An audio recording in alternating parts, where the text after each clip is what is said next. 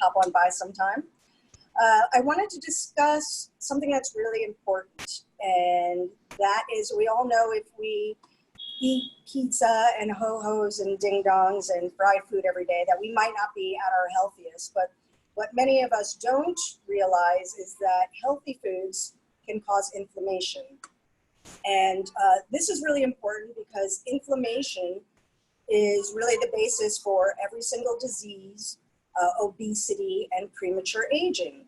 And as we age, specifically over the age of 35, your inflammatory response can last for 72 hours. And I found that every single person that I have met is eating at least 3 healthy foods that are causing inflammation. So if you're eating foods like asparagus and salmon and cauliflower and turkey burgers and quinoa, all of which are very highly inflammatory foods, by the way, then these healthy foods can make you sicker and make you gain weight. I was just speaking to Stephen about green tea, and he's drinking green tea, and it may work for him, and if it does, that's great because it has all sorts of health benefits. But for many people, it becomes more inflammatory.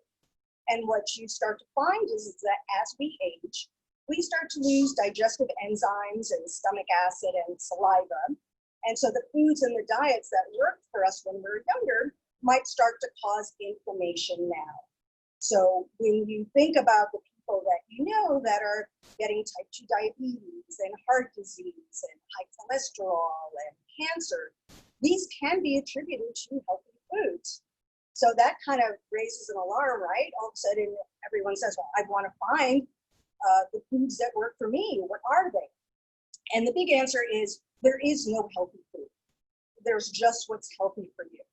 And what I developed is a protocol for people to test the foods that they're eating and see if they are in fact working for them. And that was my first book, The Plan, which is a New York Times bestseller, is published in 15 languages. It's helped millions of people all over the world identify the healthy foods that they were so diligently programming in.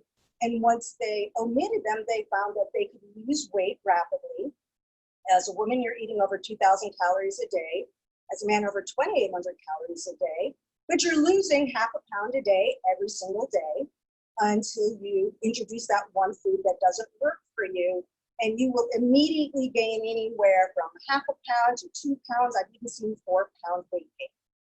So the next question is, well, how does that happen, right? We were always taught that it's a calorie in, calorie out. And that's actually untrue. It might be a little true when you're younger, but what winds up happening as we age is this loss of digestive enzymes starts to trigger certain responses.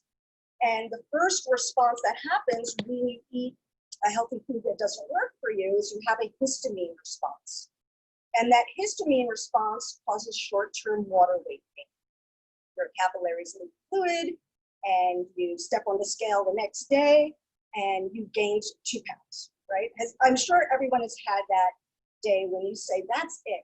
I'm going to eat the healthiest foods possible. I'm going to exercise. I'm going to go to the gym. And you're excited to wake up and you step on the scale and you gained weight, right? That can be a very frustrating response. And it's all based on that calorie in, calorie out. How can you gain 2 to 3 to 4 pounds from healthy foods? It's histamine. Now, what winds up happening is that this water weight gain starts to stay on as actual weight because the next thing that happens is you have heightened levels of cortisol.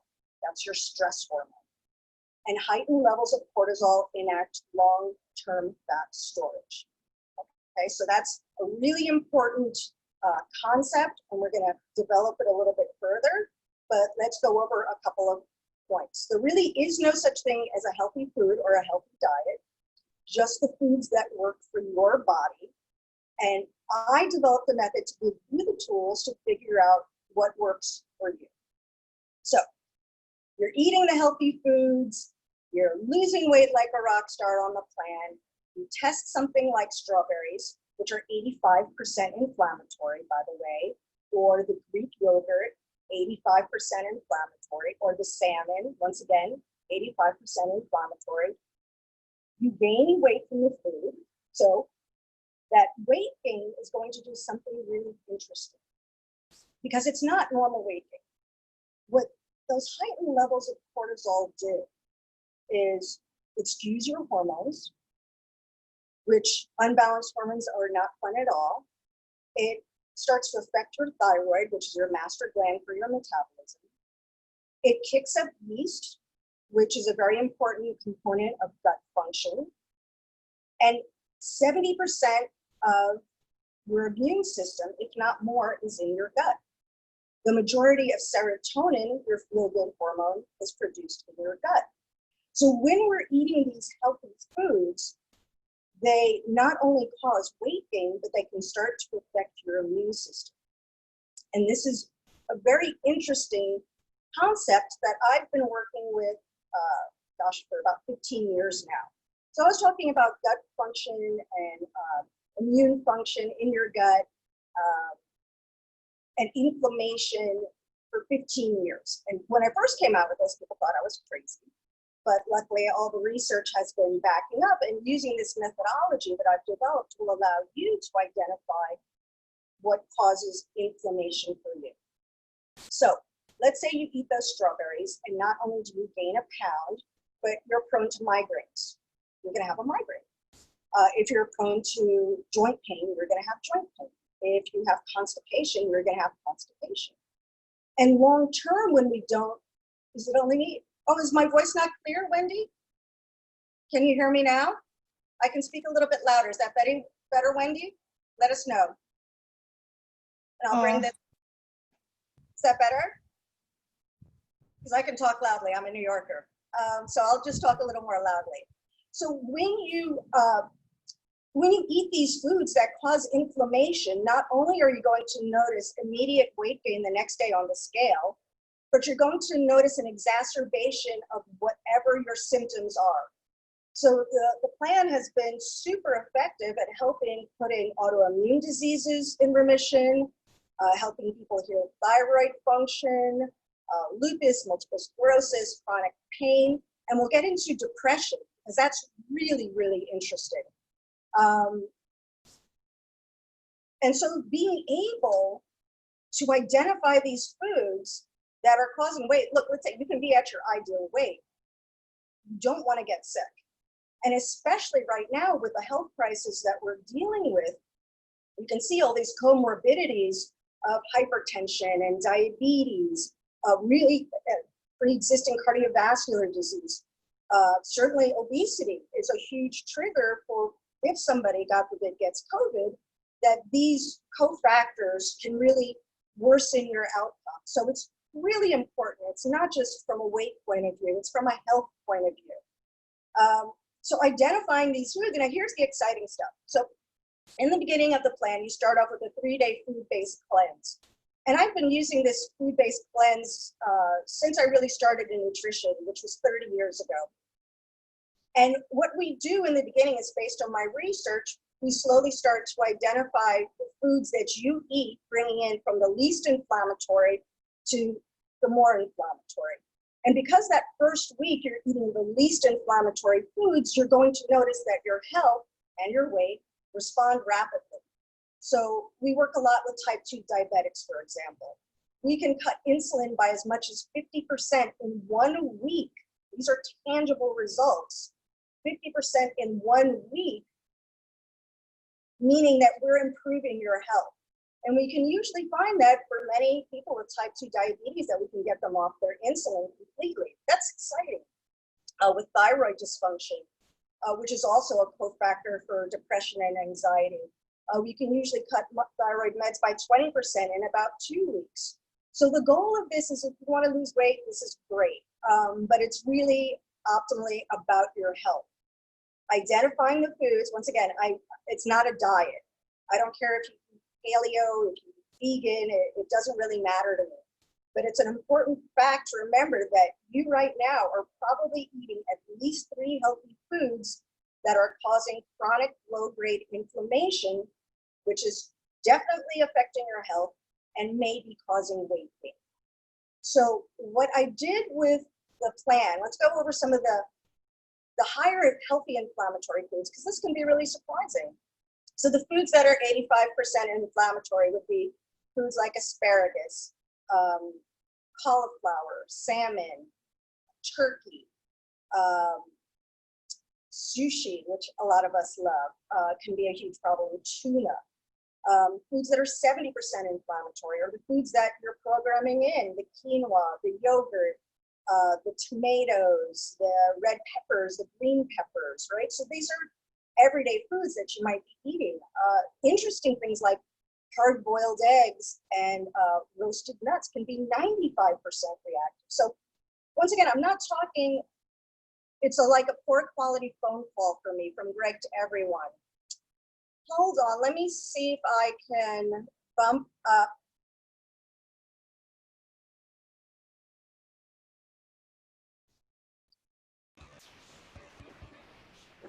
It's bandwidth, possibly. Let's see. Let's see if I can.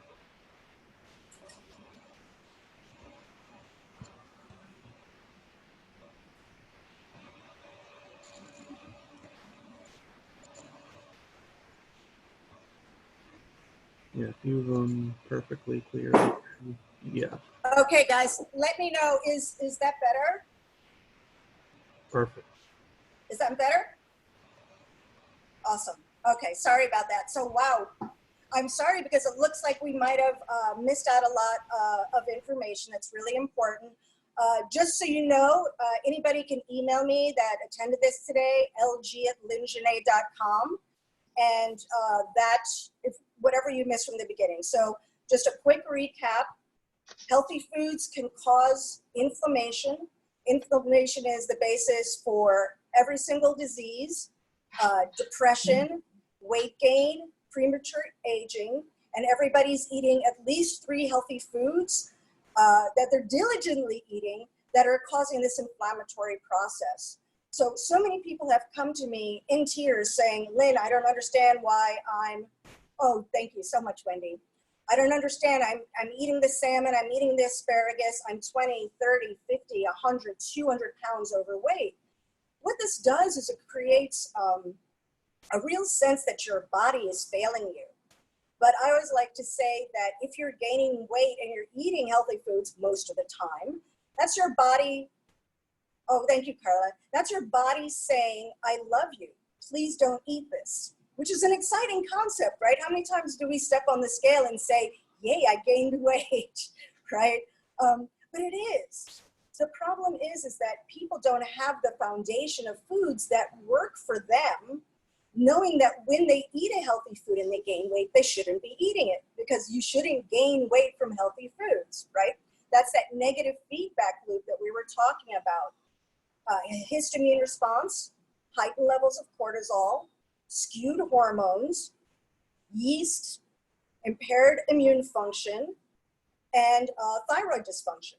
So what's exciting is when we do that 3-day food-based cleanse that I developed, we immediately do a nice reset for the body. Yes, you're losing anywhere from 5 to 10 to 15 pounds. Literally, I've seen that much in 3 days. But you're making your body response stronger so that when you introduce that food, and remember in that first week, that's the honeymoon period, you're losing a lot of weight and you're feeling amazing. Cognitive function is great. You're sleeping through the night. You're feeling 110%. You're feeling like you did when you're a kid. Energy through the roof. When you do introduce that food, it's so meaningful when you see your body's response to it. If you've been living with chronic pain or depression or anxiety, and all of a sudden you're feeling great and you introduce that food and not only do you gain weight, but you notice, God, this is what I want to escape. It's a real empowerment that I've developed.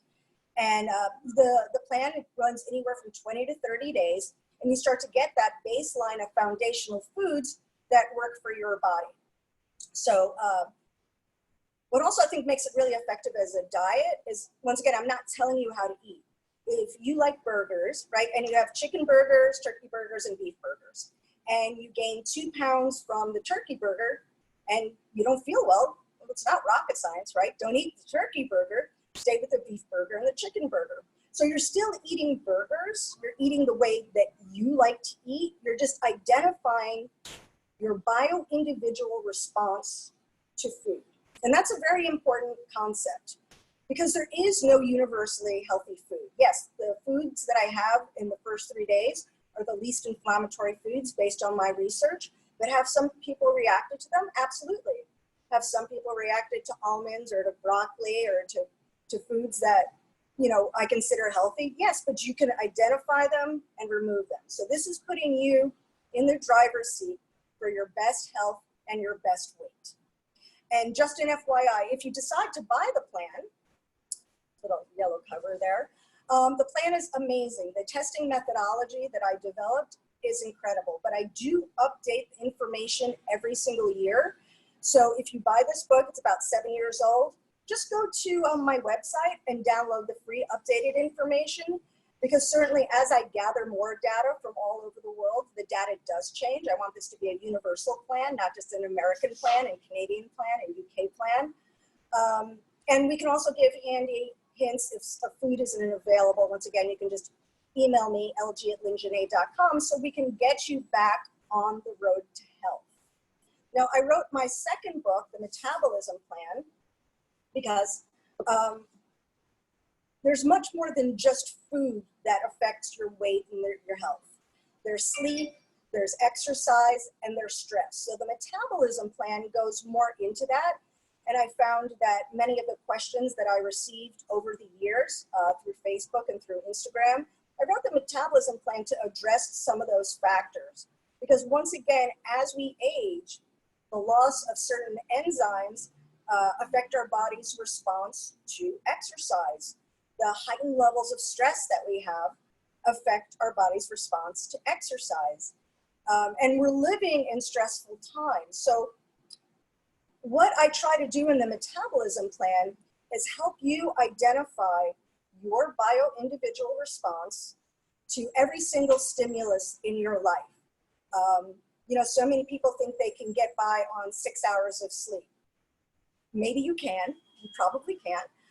But if you can, I teach you how to figure out what to do. And if you can't, that lack of sleep can affect your thyroid, it can slow your metabolism, it can make you more stressed, it kicks up your hunger hormone, it can do all sorts of stuff. What to do? I'm a very much, here's the problem, let's fix the problem. And the great news is that you can fix that. But I wanted to open up the floor just a little bit before we go into the metabolism plan. Just if anybody had any questions about how healthy foods can affect you so strongly, and also how quickly your body wants to heal. I remember working with one gentleman in Florida. He was in his 80s, and we were able to cut his Parkinson's meds by 20% in 2 weeks, which is nothing short of huge. You know, your body always wants to heal. It really does. But your body's always going to divert energy from healing to digestion.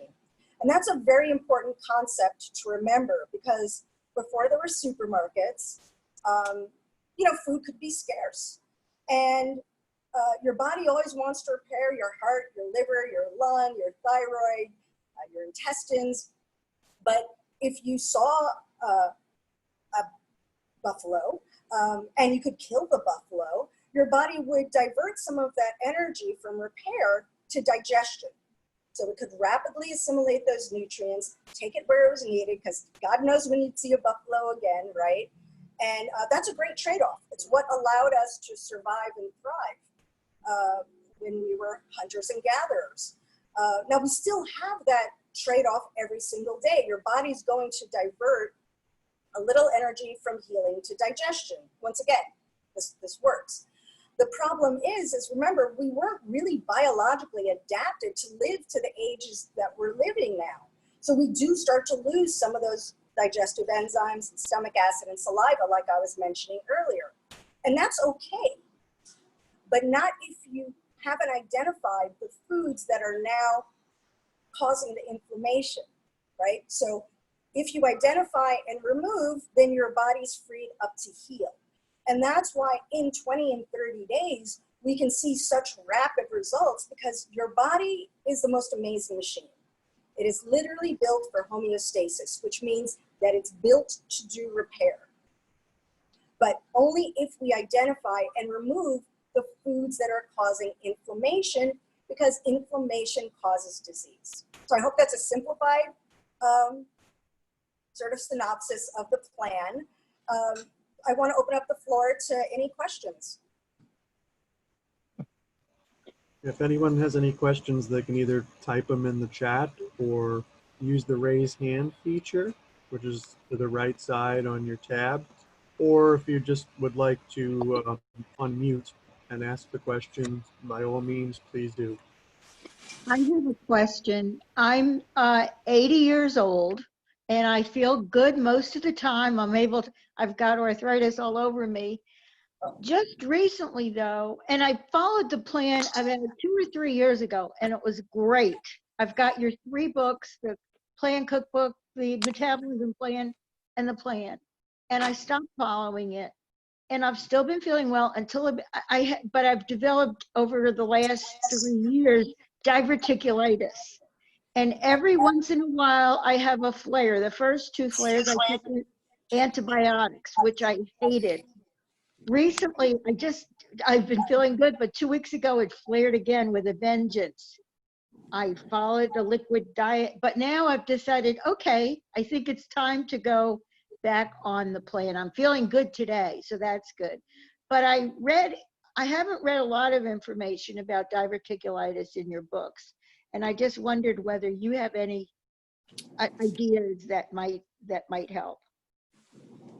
Other than yeah. Hi, Tracy. Yeah, actually, I work a lot with diverticulitis. So certainly what winds up happening is as we age, all of our muscles can start to lose some tonus. And there are some herbs that are generally really recommended.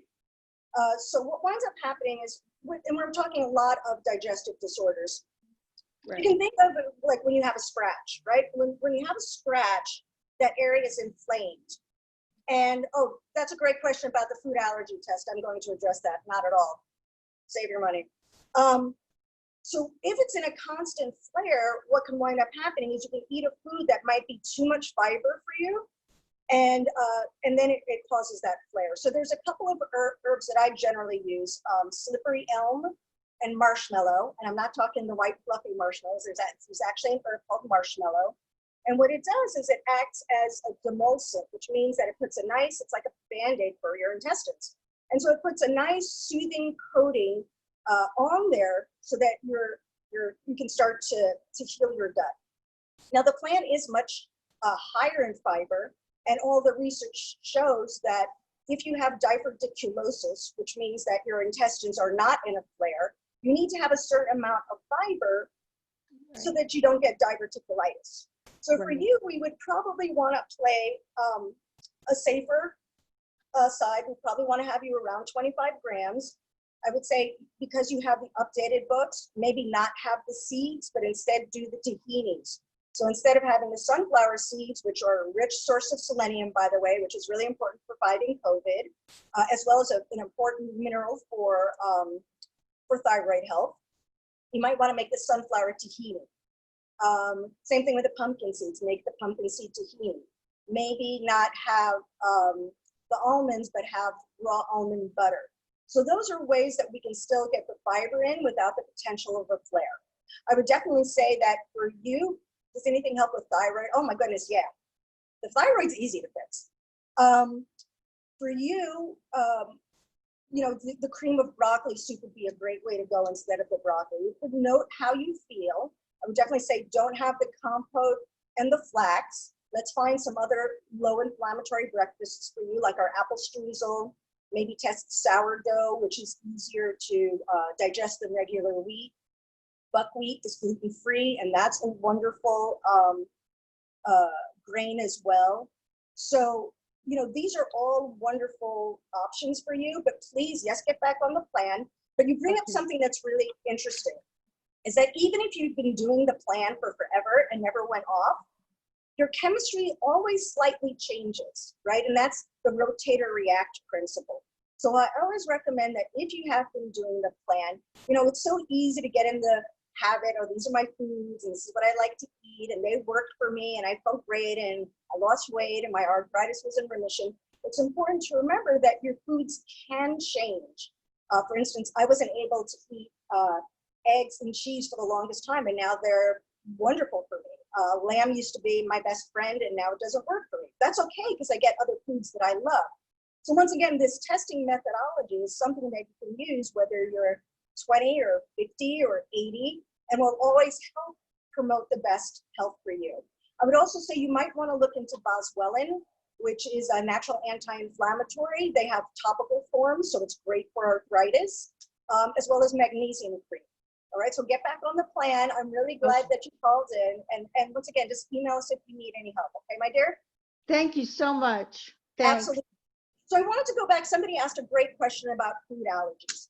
Boy, I wish they were accurate. I would be, well, not really, because I'd be out of work, but food allergy testing is notoriously inaccurate. What they're measuring are the antibodies in response to a food. Now, the antibodies can mean that the food is very highly inflammatory for you, or that you've just eaten it, okay? So, or that you do eat it. So that's why when people do these food allergy tests, they're really upset because they're like, all the foods that I eat are on there. That doesn't necessarily mean that it is inflammatory for you or that you have a food sensitivity or a food allergy to the food. Now, if it's been a food that you've never eaten before, then maybe you can take it with a grain of salt. But research has shown that food allergy testing is 60% accurate at best. And so I've seen so many people cut out all of these foods that have all of these nutrients that are really important for their health that actually cause no inflammatory response at all. So until they develop something that's accurate, there's not really anything that's going to work. Now, there is one institute in Israel, the Weizmann Institute, that does work very similar to the work that me and my team do. They work on measuring your glucose response to a food. So many people have heard about the glycemic index, which is, once again, something completely inaccurate because everybody's response to foods is different. So they did this study where they showed that some people could eat ice cream, Pepsi, pasta, completely stable blood sugar. So that's like your annoying friend. You're like, God, well, how can I eat ice cream and lose weight? I actually have some clients that can do that. So there are some different methodologies like mine, but that would probably be the closest to something that's going to come out, and that's probably maybe 10, 15 years away from being developed and then mass marketed. And that would be a monitor that you would measure. But there's so many other factors, right? You should never feel gassy or bloated after a meal. That's probably a sign that you ate a food that was inflammatory for you. You should have stable blood pressure. You should have stable blood sugar. Your energy should be great. You should never have that 3 o'clock energy dip. You shouldn't have constipation. You shouldn't have brain fog. You know, all these things that as we age, our doctors are kind of like, well, suck it up, I've got it too. I think it's completely unacceptable. Like our dear 80-year-old friend who has the arthritis, I don't want that for her. And I don't want chronic pain for everyone.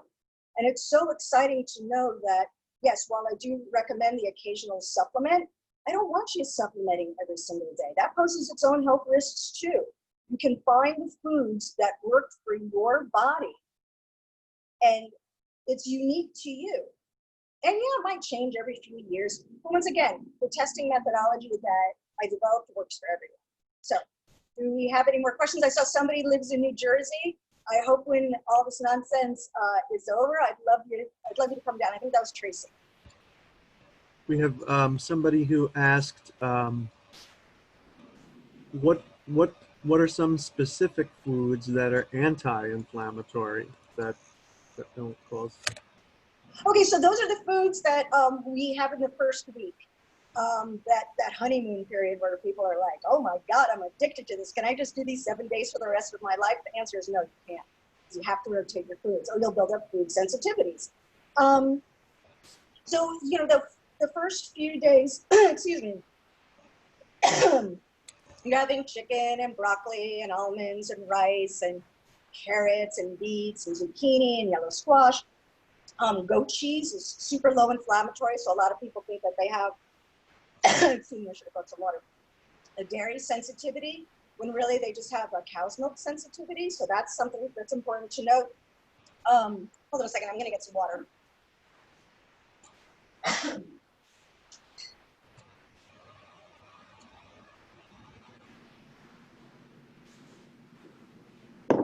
Day 6, you start testing some of the lower inflammatory proteins. So that would be beef, duck, wild white fishes like flounder or halibut. Pasture-raised eggs are low inflammatory. And if you're a vegetarian, lentils are low inflammatory. Pintos are lower inflammatory. So we have, by the way, we have vegetarian, kosher, pescatarian, omnivore, gluten-free, of course. Everything to cater to the way that you eat. Once again, I don't care how you eat. We just want these foods to be the least inflammatory.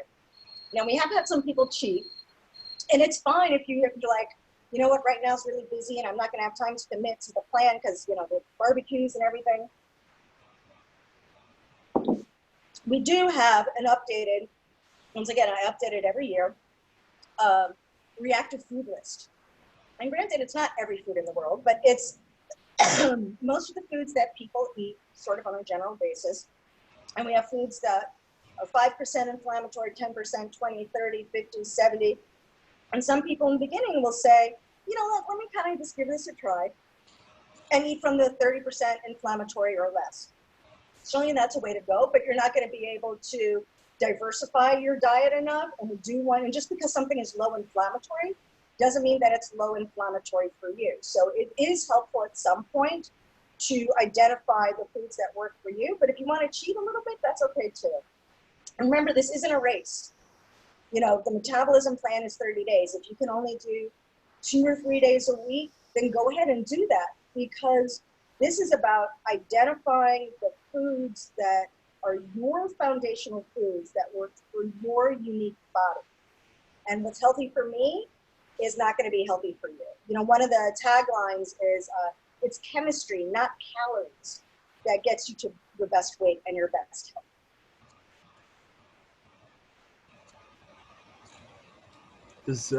Does anyone have any other questions pertaining to the various types of foods?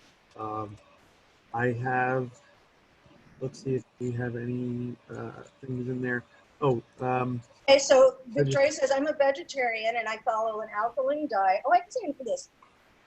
Well, because alkaline foods, so this is from Victoria, alkaline foods can cause inflammation. And acid foods can lower inflammation.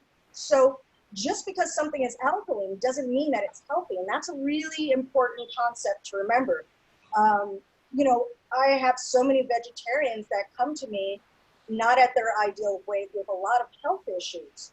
So once again, there's no healthy diet. There's no, you know, people develop protocols to make things easy, right? Just be vegan and you're going to be healthy. Well, maybe not, because there are many vegan foods that are super high inflammatory.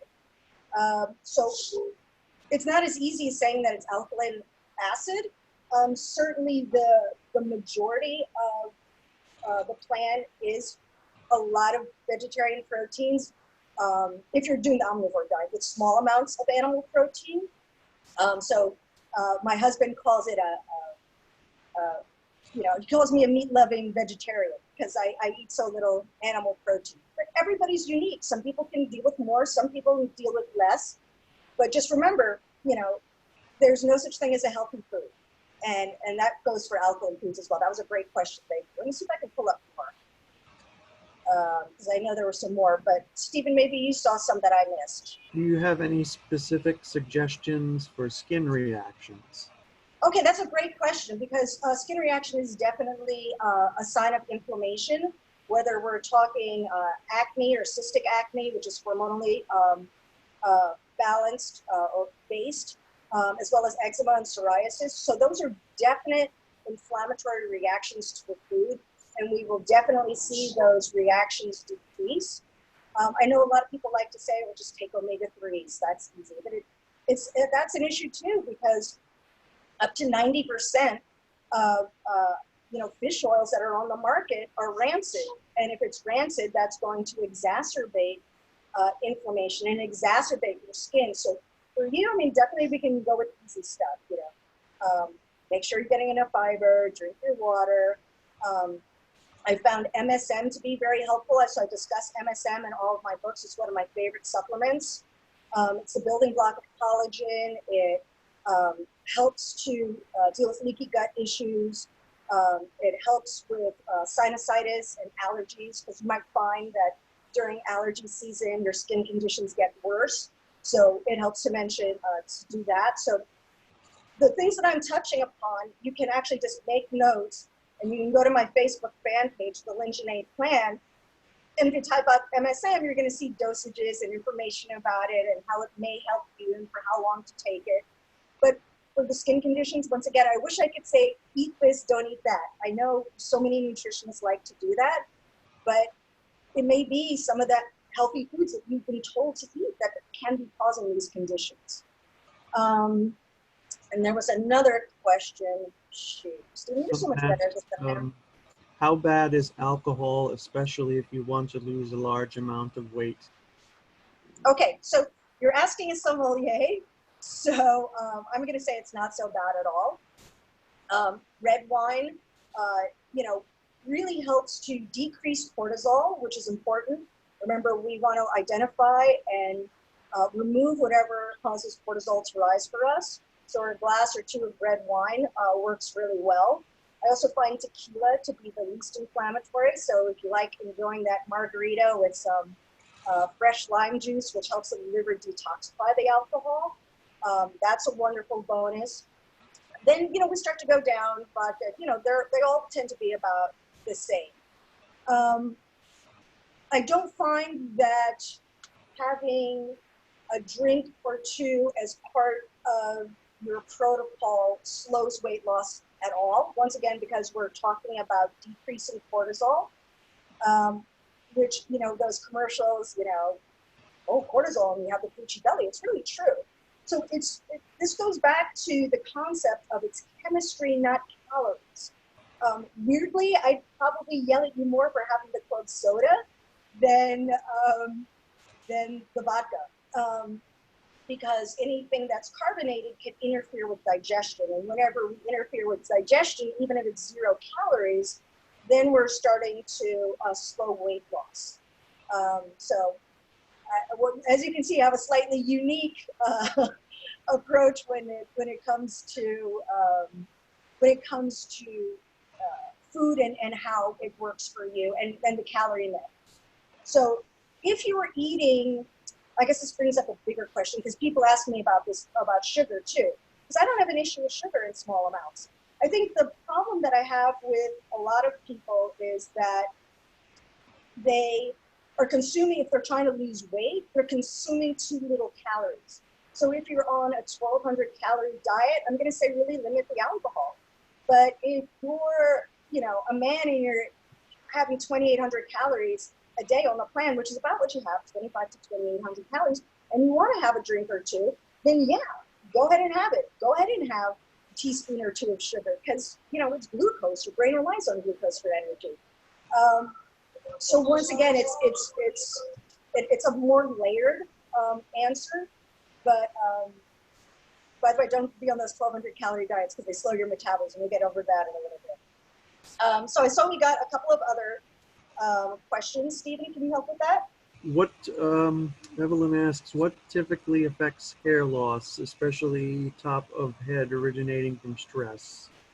Okay, so there are a couple of factors with hair loss, and for women especially, this can be an issue as we age, and then for men as well. So we have to remember that all of our glands decrease in size as we age, right? Denise will talk about that. That's very good. There are factors. First of all, you should get your iron levels checked because that's iron and B12. So that's an easy blood test that your doctor can run for you. You want to make sure that those levels are. I'm going to try and write these down as they come up. We want to make sure these levels are optimal because that's easy to do. You want to find if they are low that you get an iron that's non-constipating because that's the glamorous side effect of it. But for many people, it's thyroid dysfunction. And the hard part is that you can get your thyroid labs run and your doctor will say that they're normal. So I deal with functional medicine and functional nutrition. So we have an optimal range that we'd like to be in, which is much smaller than what your doctor might say is normal. But in the metabolism plan, at the end of the day, I don't want you reliant on the healthcare system. I want to give you as many tools as possible so you can determine what's going on. So let's say you determine using a method that was developed by Dr. Rhoda Barnes, which I discuss in the metabolism plan. You discover that your thyroid is slightly under functioning. I give you the tools to find the foods, find the exercise, find the lifestyle habits that boost your thyroid function, right? Which is great. So now you don't have to worry about being on medications.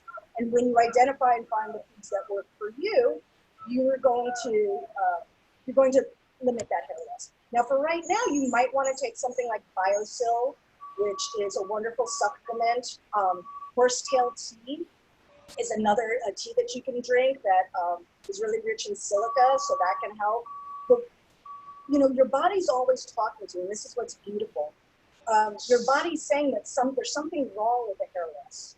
And what we want to do is we want to identify what is wrong before it becomes something major. So I know you're thinking of that hair loss as, but this is your body saying, once again, I love you. Here's a hint, something's not working, and you can get the tools to do that. Now, somebody asked, are avocados low inflammatory? Yes, they generally tend to be very low inflammatory. Oh, I want to talk about the leaky gut.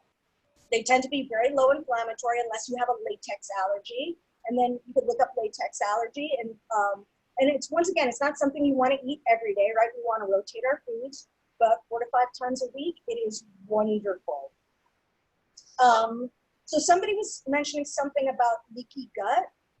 Did you? Yeah, we have, perhaps it's worth noting that leaky gut is largely responsible to food intolerances and chronic illness. Absolutely. And that's why my work has been so instrumental in healing leaky gut. So what winds up happening, and so when we're talking about autoimmune disease, we're talking about leaky gut. So what winds up happening is this is your intestines, right? Your intestines are supposed to be nice and tight.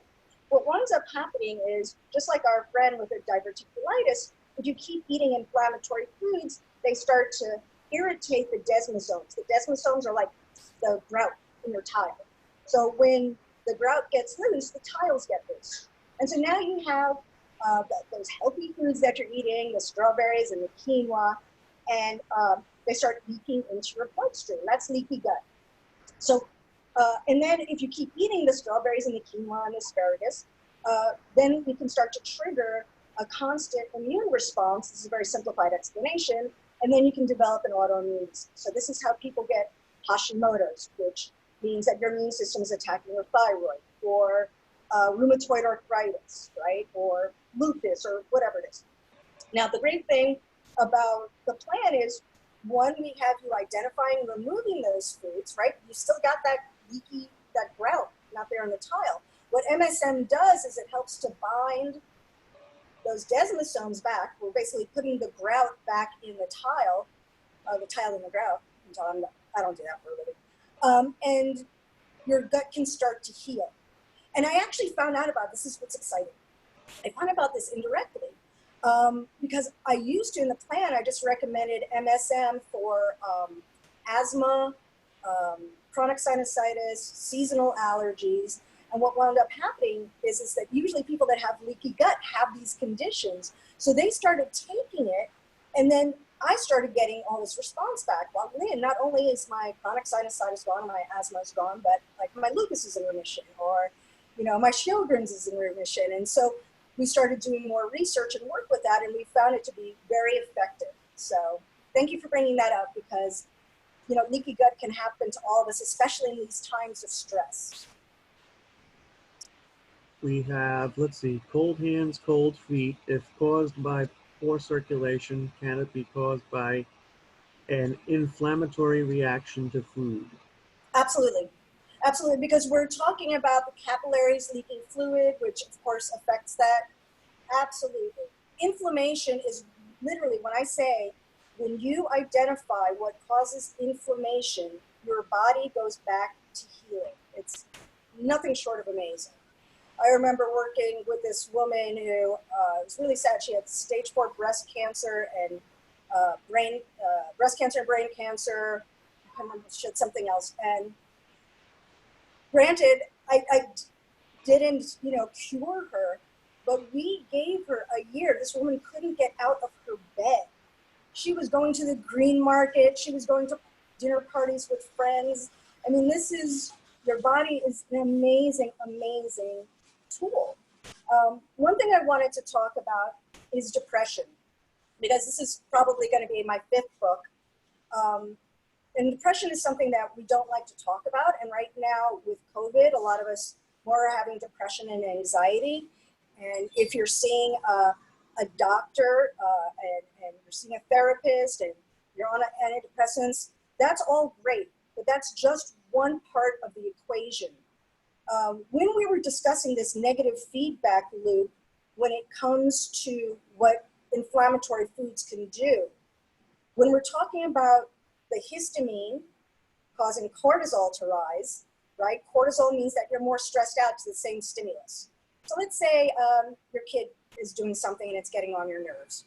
And then you ate an inflammatory food, and then your kid does the same thing. You have more of an extreme reaction. So we have the heightened levels of cortisol, which can really exacerbate your stress response. Remember, we talked about the next thing that happens is you have skewed hormones.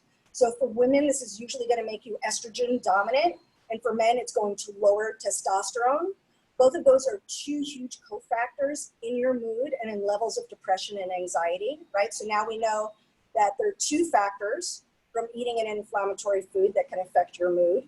Then remember I said that it attacks thyroid function. Many people don't realize how strong your thyroid is when it comes to anxiety and depression. So now we have 3 things that those darn strawberries are doing to you. And then we're talking about the yeast uptick.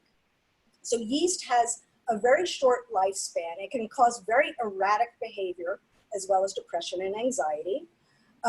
So you can have like that flare, like you eat the strawberry, you're feeling good, had a good breakfast, had a good lunch, you have the strawberries, and you feel really horrible, and you're like, I don't understand, I was feeling so great. Why am I like sinking into this depression? That's a food-based reaction.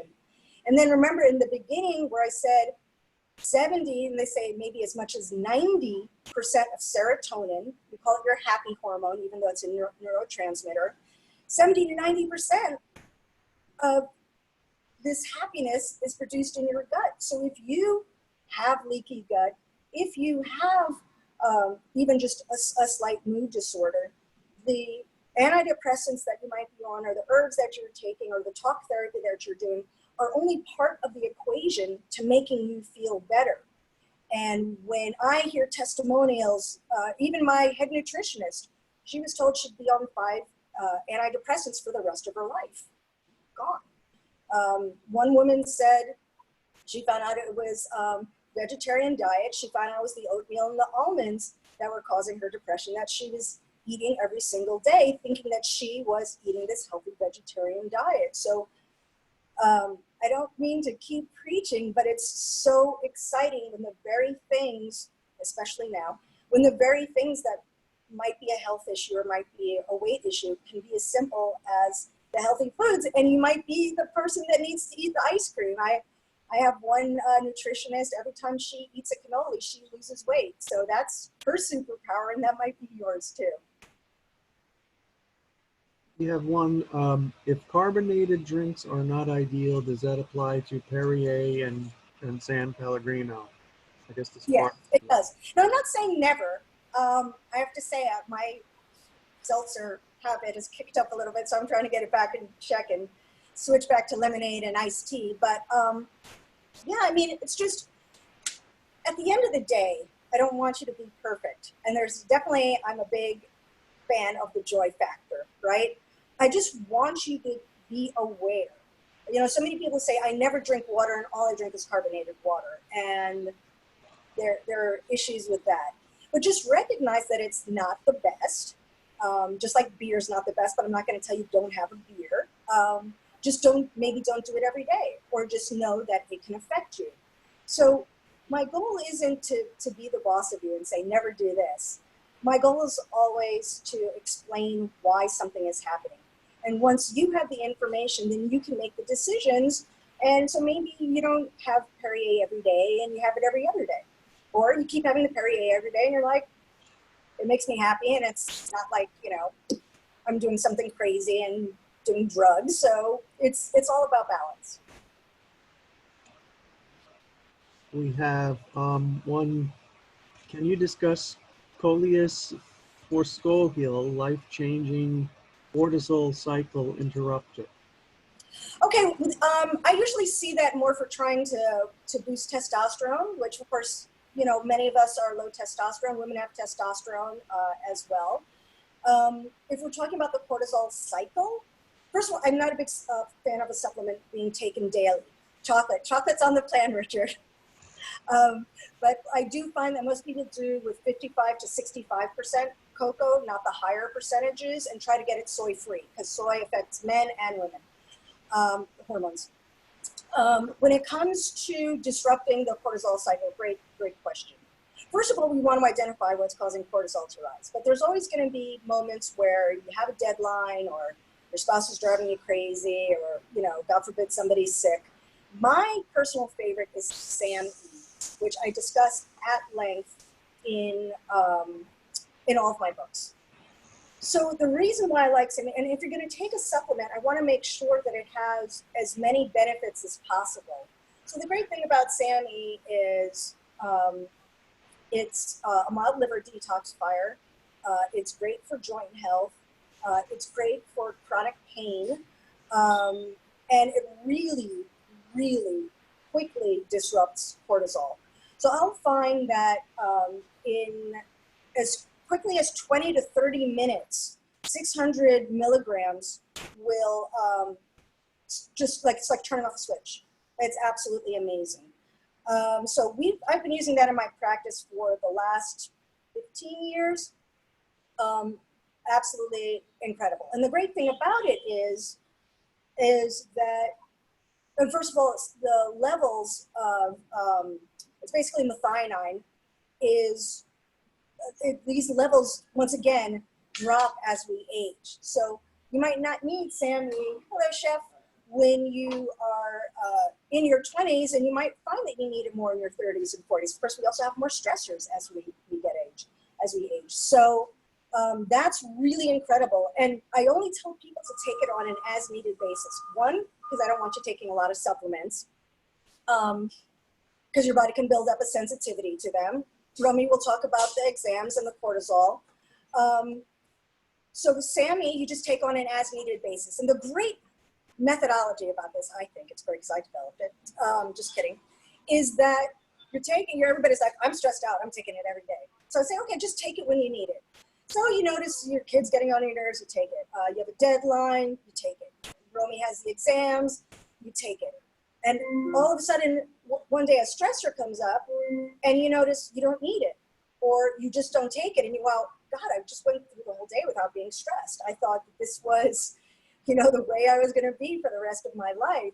So I'll generally find that most people might take SAMe anywhere from 7 to 10 days, and then they just find that they don't need it, and then they keep it on hand or on an as needed. So carry it in your wallet, carry it in your purse, but it's really incredible stuff, really amazing. And it's been used in many countries as an antidepressant in lieu of antidepressants. Now, if you tend to have more anxiety, that's more when SAMe causes cortisol to rise, and it can also cause depression. That's really great for that. If you're more the type of person that high levels of stress cause anxiety and affect your sleep, I find lemon balm to be very effective. Lemon balm is an herb. It's in the mint family. I grow fields of it. It's amazing. And usually 1,500 milligrams. Romy, for adrenal fatigue, we'll talk about that. Usually 1,500 milligrams taken at 5 p.m. You'll find the next day you don't have as much anxiety, sleep through the night, which means better hormones, which means better weight loss, which means better repair. So that's all good stuff. And it's really inexpensive. And of course, if you have a garden, I highly recommend growing it because it grows like a weed. Just might want to put it in pots because it will grow. It grows. Romy was asking about adrenal fatigue, and right now, so many of us have been, having adrenal fatigue or having PTSD. I mean, this is an intense time that we're living through. So having these tools in your tool belt are really, really important. When it comes to adrenal fatigue, Romy, I deal with it a little differently. I ask your doctors to run a lab test called pregnenolone and DHEA, and I'll usually find that if those levels are lower, that very small supplementation with them tends to work very well. Because adrenal fatigue can be like chasing your tail. Yeah, you can take ashwagandha and holy basil and ginseng and till you're blue in the face.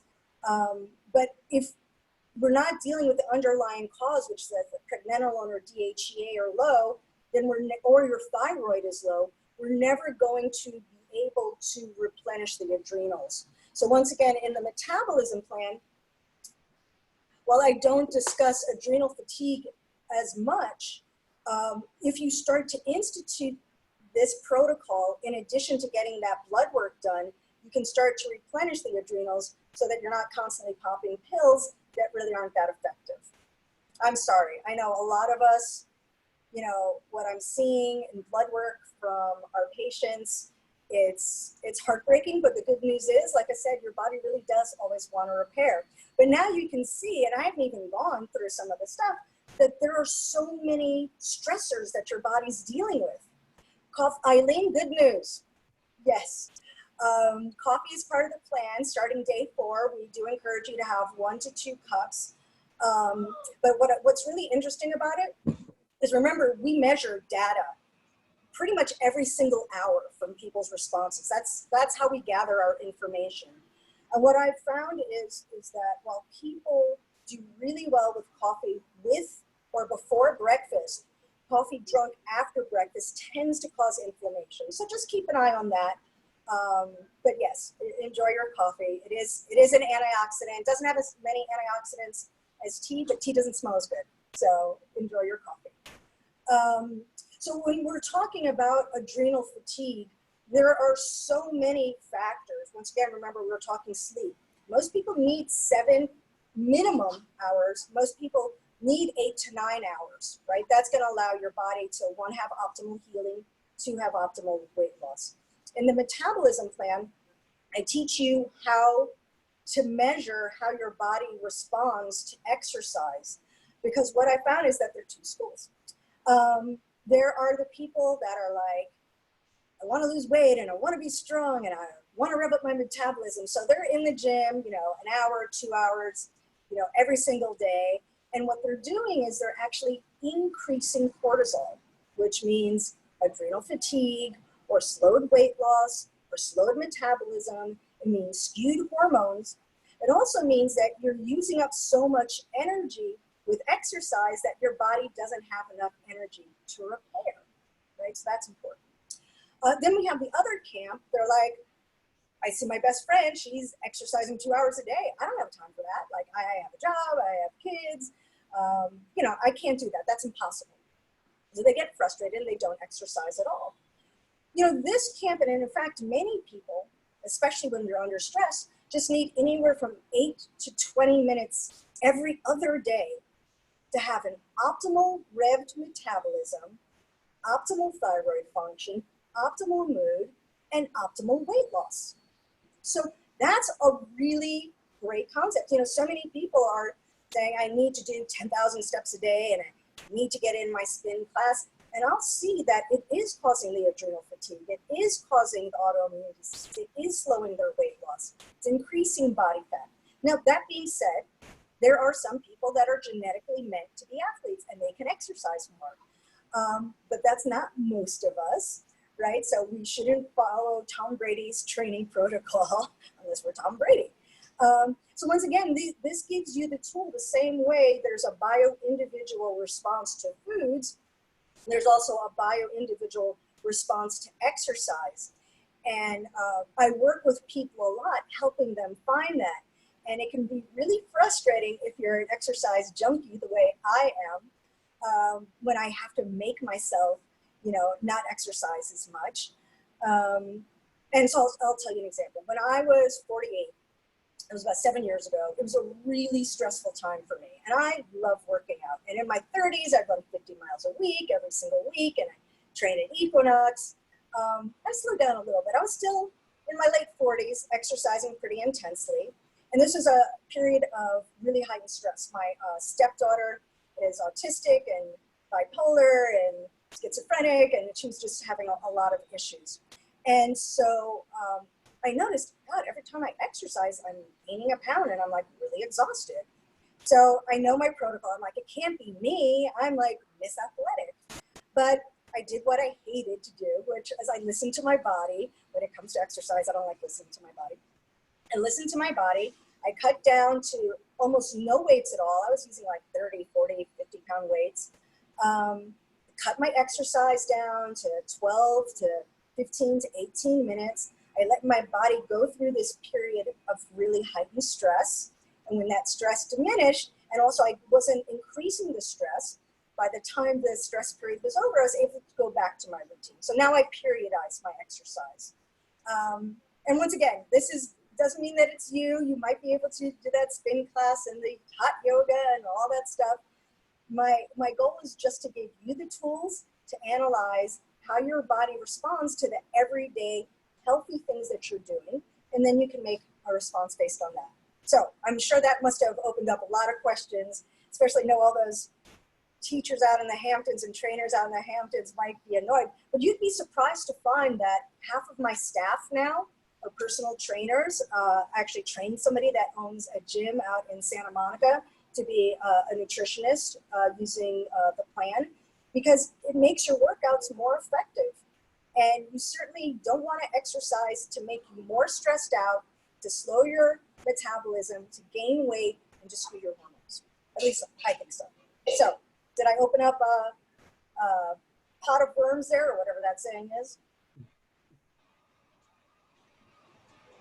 Excellent.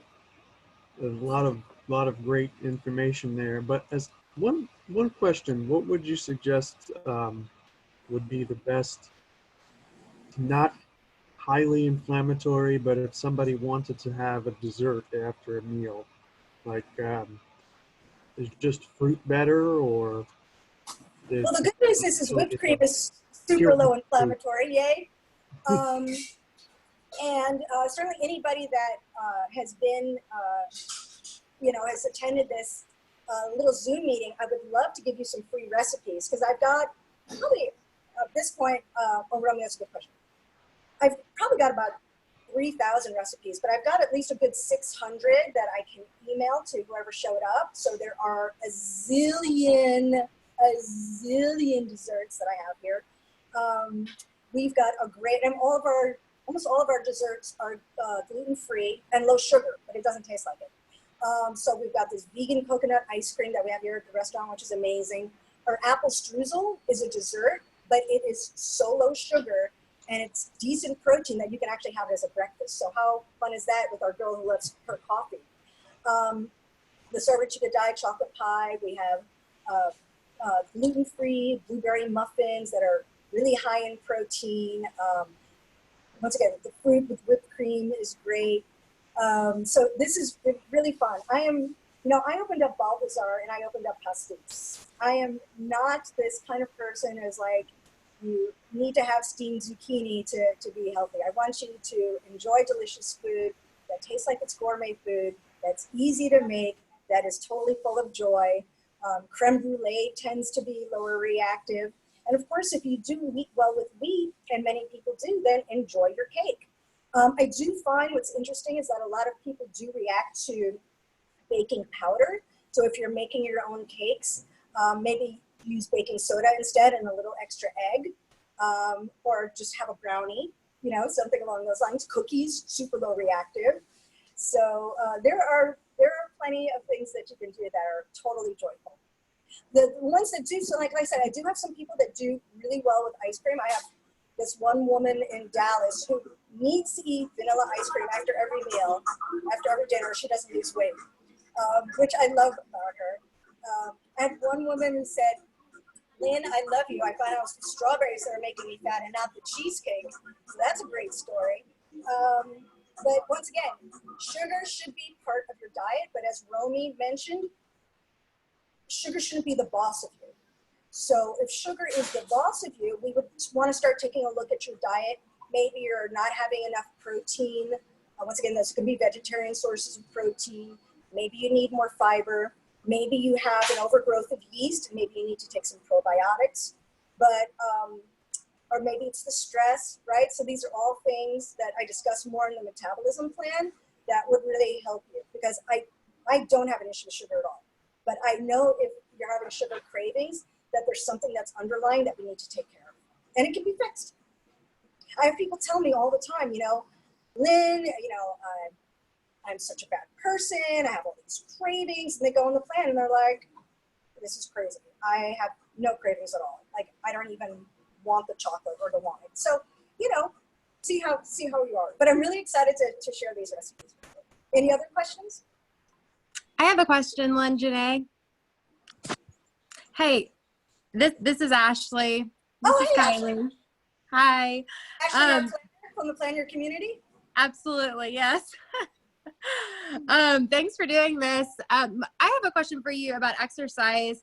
I would say about 2 years ago, I probably majorly over-exercised and gained about like 7 pounds. And I just sort of told myself it was muscle and getting older and all that kind of stuff.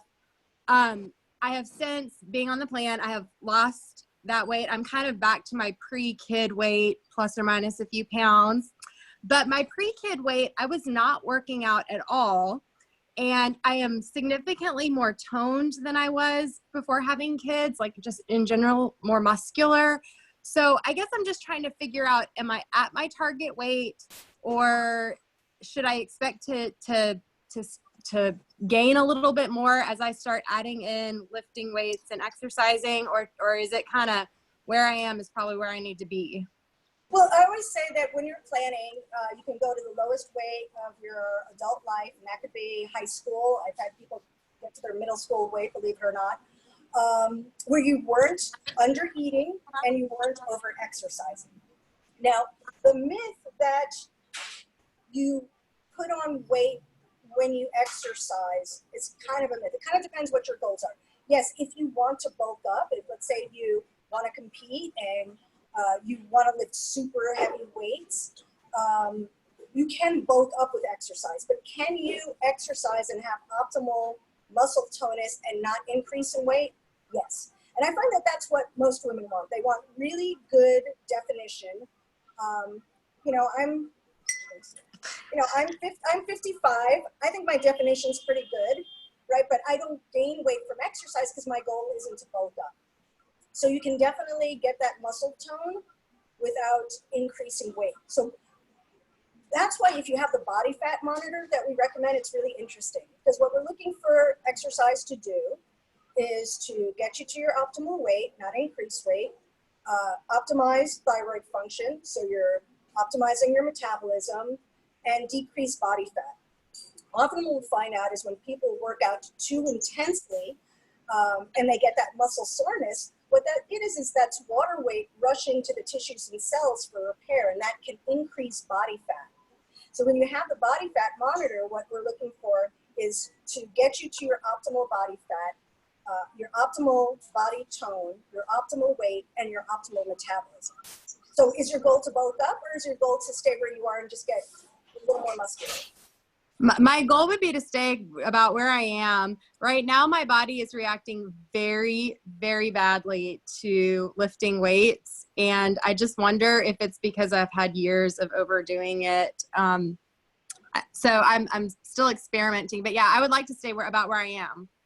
Well, what I do find that works for most people, especially because it's nice, is to do your exercise outdoors now. Maybe play around with some body weighted exercises so you can still have that tonus, and save the weight training for winter. Okay, that sounds like that's probably a good plan. Yeah, enjoy the outside, enjoy it. It's a short season that we have. People do really well. This is the time being outside is also going to increase your vitamin D levels, which is going to shore you up for winter. Remember, vitamin D is a huge cofactor when it comes to thyroid function and when it comes to hormones and to your metabolism. And that way, maybe you won't need to supplement in winter with the vitamin D, because too high levels of vitamin D have been shown to increase your risk for fractures for women and increase your risk for myocardial infarctions. So whatever we can get naturally and that's given to us from nature, we should enjoy now. Great. Thank you so much. Absolutely. And somebody asked about mini frosted wheats. I love that. That's your junk food, girl. You're good.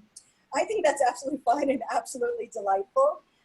If you wanted to make it healthier, because, there's some crazy people like that out there. I'm like, how can I make this healthier, but still as much fun? You could just, buy some kashi wheat and maybe sprinkle a little honey on there, right? Because honey has so many health benefits.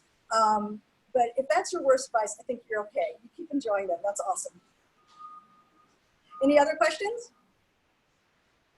If anyone would like the recipes, if you want to respond to the email that the link came from, I could get that to Lynn, or if you'd like, I could put the Gmail address Through in. email, yeah.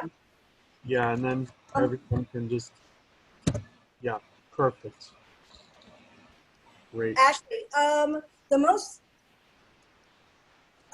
actually, I've tried I'll upload the Reactive food list to the Facebook fan page, the updated one. So I have an omnivore one, and then I have one for vegans and vegetarians.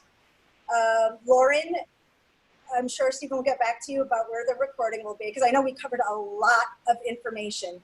Romy, the Facebook page is the Lyn-Genet Plan. I'm also on Instagram under Lyn-Genet Plan. It's easy. And yeah, there's like lots of great information. And I really tried to make the Facebook fan page sort of like a Wikipedia. So there's lots of research on there. There's lots of free recipes, information about allergies and food testing and kind of a lot of the stuff that we covered today, as well as exercise videos and all sorts of fun stuff. So it's all free information. It's all there meant to help you. That's my library. Steven's got that. I've got this one.